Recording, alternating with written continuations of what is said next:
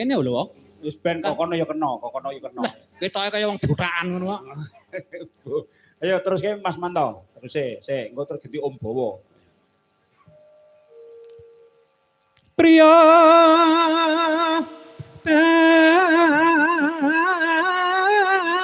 Gus Mirip-mirip Mas Manto. kang olah budaya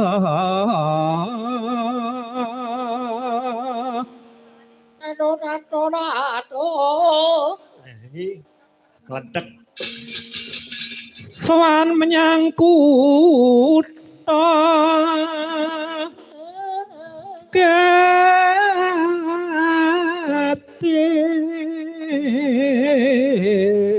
Ya, Om Bowo saya. ya kok Ya, senada tapi tidak sama. Inilah penyanyi dangdut. Mas Bowo, biar nyanyi dangdut Mas Bowo. Yo. kuwi mbiyen melu aku wit cilik kuwi. Heeh. Kuwi senengane anggere melu aku mesti nyolongi duit. Ora wong. Ya tenan kok kuwi kok. Wong soleh kok nyolong. Wong aku biyen laris ku ora jamak. Jenenge duit ki ning ngisor bantal iki lah. Kuwi ngantek kesel le nyolongi duit. Nek medhot kae nyolongi rokok kae. Sah loro kuwi padha ae. Nyolong rokok karo nyolong duit. Ya kuwi jenenge dadi wong tuwek iki kudu ngayomi. Lah iya. Yang dhek ngaku dhewe kok. Aku ki nyolongi duit lek manto kuwi ngantek kesel dari. Ora kesel. Om Bowo, kaya apa Om? Ya nek ora nyolong ya ora mangan nang kono util kok. Lah dalah. Bener to? Iya ya. Dicolong iki mergo util. Wong iki mbok kaya aku kuwi bral-bral lagi bandak utul. Alah telek. Aja mentelek. Takono seksine ya nek.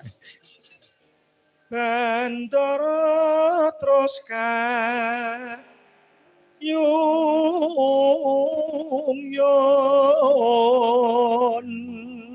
senada tapi suarane kuwi bening ya lumrah wong kene wis tuwa kok. Ayo terus Om Bowo terus. Aku wis tuwek kok. Lah iya. selendang kuning Sapa? kang saking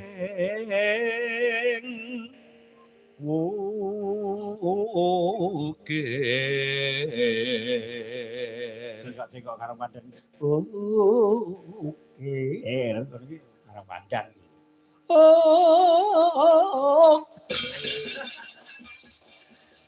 Suara kurang premono Anak pandan. Paket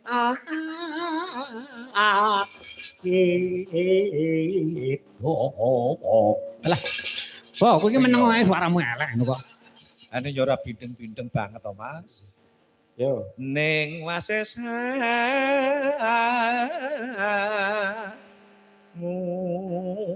ngrom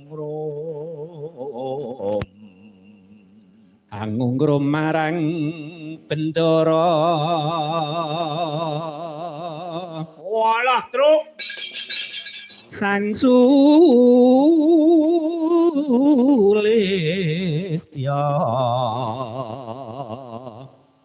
pijer ngincangake alis iki cengkok sinden kemukus. terus tresna sesideman Enak ngomong.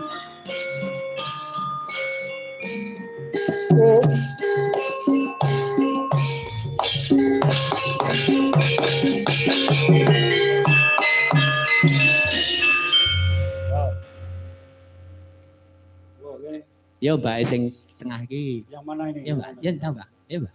Oke. Iki aku milih iki kok. Oh iya. Pilih. Anu entekno. Luwe becik dilatono. Nggih. Dilatih ayo aja dipateni. Luwe becik